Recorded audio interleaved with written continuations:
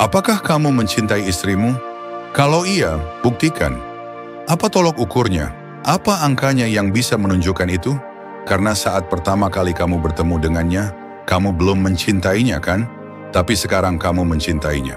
Lalu, kapan tepatnya cinta itu mulai? Pertanyaan seperti itu mustahil dijawab. Tapi bukan berarti cinta itu tidak ada, hanya saja cinta lebih mudah dilihat lewat proses waktu. Kepemimpinan juga seperti itu. Sebuah perjalanan, bukan sebuah momen. Bayangkan kamu pergi ke gym, lalu berolahraga dan melihat diri di cermin. Hari itu tidak ada perubahan. Besoknya kamu ulangi, tetap tidak ada yang berubah.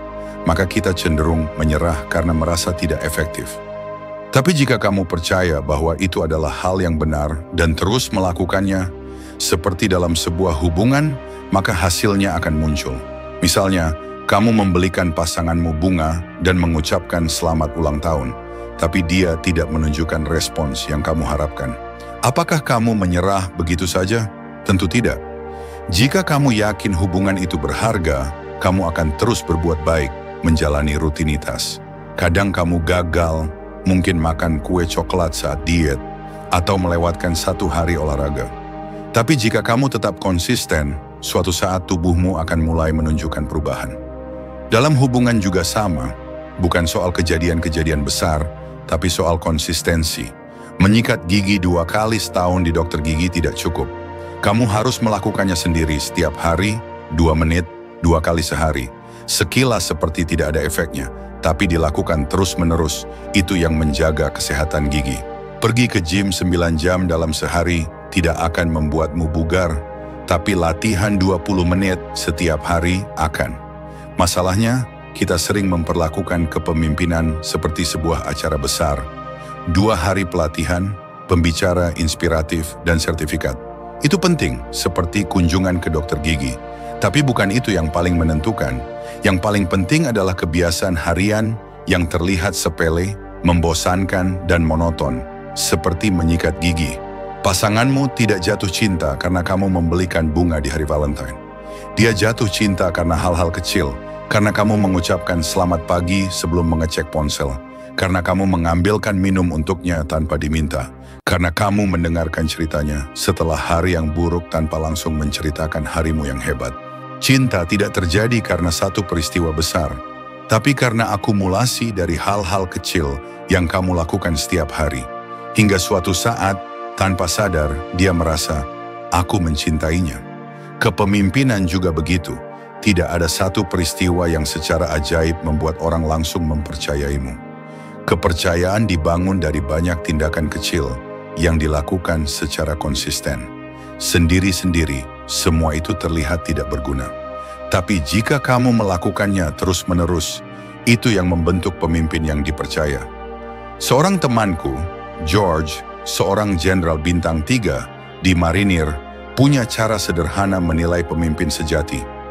Ketika kamu menanyakan kabar seseorang, apakah kamu benar-benar peduli dengan jawabannya?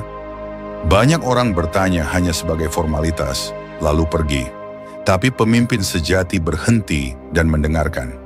Tindakan-tindakan kecil seperti itu, dilakukan berulang kali, akan membuat orang mencintai pekerjaannya. Saya menyukai pekerjaan saya, artinya mereka menikmati tantangan, gaji, dan rekan kerja. Tapi saya mencintai pekerjaan saya, berarti mereka tidak ingin bekerja di tempat lain. Tak peduli seberapa besar tawaran dari tempat lain. Mereka merasa seperti keluarga. Di dunia bisnis, kita menyebutnya rekan kerja. Di militer, mereka menyebut satu sama lain saudara. Jika budaya perusahaan kuat, orang-orang akan memperlakukan satu sama lain seperti saudara kandung. Kadang bertengkar tapi selalu saling melindungi. Bagaimana mengubah orang asing menjadi saudara? Melalui nilai dan keyakinan yang sama. Pemimpin adalah seperti orang tua yang peduli pada perkembangan anaknya, membimbing, mengajarkan, mendisiplinkan, dan membangun rasa percaya diri, supaya mereka bisa mencapai hal-hal yang bahkan lebih besar dari yang pernah kamu raih. Itulah inti dari kepemimpinan, cinta dan pengabdian penuh pada orang-orang yang telah memilih untuk bergabung dan berjuang bersama dalam organisasi. Sama seperti tubuhmu bisa merasakan bedanya setelah olahraga, atau setelah makan makanan berminyak? Kamu tahu mana yang baik meski tidak langsung terasa. Keuntungan jangka pendek itu menggoda, tapi bisa menyesatkan. Kita ini makhluk sosial yang sangat sensitif. Kita bisa merasakan suasana sosial, bisa merasakan ketulusan, bisa menilai apakah seseorang bisa dipercaya atau tidak. Itulah mengapa kita menjaga jarak dari orang yang terlihat sukses tapi tidak bisa dipercaya. Sebaliknya, kita sangat mempercayai orang yang mungkin tidak sempurna, tapi punya integritas dan kepedulian. Namun ada satu hal yang perlu diingat. Skala bisa merusak hubungan manusia. Menurut teori Dunbar's number, manusia hanya bisa menjaga sekitar 150 hubungan dekat. Hubungan dekat artinya, jika kamu sedang nongkrong dan seseorang datang, kamu akan mengajaknya bergabung. Alasannya sederhana, waktu dan daya ingat terbatas. Jadi dalam perusahaan besar dengan ribuan karyawan, jelas kamu tidak bisa mengenal semuanya. Seorang CEO tidak bisa berkata, "Saya peduli semua orang," karena jelas dia bahkan tidak mengenal semuanya.